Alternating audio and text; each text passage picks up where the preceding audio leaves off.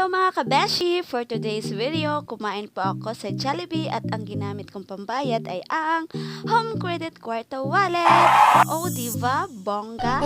Kung interesado kang malaman kung paano, panoorin mo ang video na ito hanggang dulo. First mga kabeshi, login po natin ang ating My Home Credit app.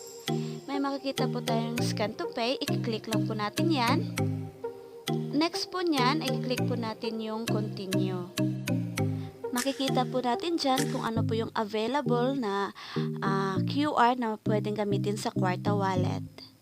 Ayan po, i-allow lang po natin yung home credit makapag-tick ng picture, no? I-scan na po natin yung QR.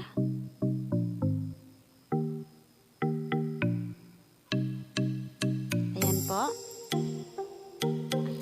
Pag na-scan na po natin, mag-wait lang po tayo ng sandali at lalabas po kung magkano ang babayaran natin.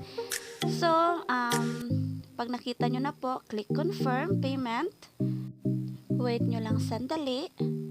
At dyan, i-enter nyo yung 4-digit PIN nyo para mag-confirm ang payment.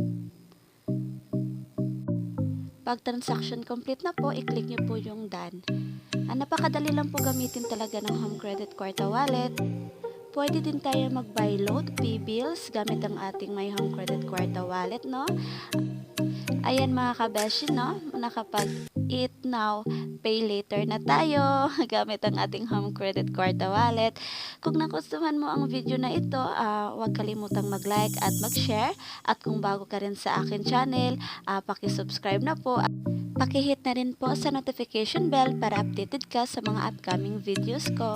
Maraming salamat po at see you next time. Bye-bye!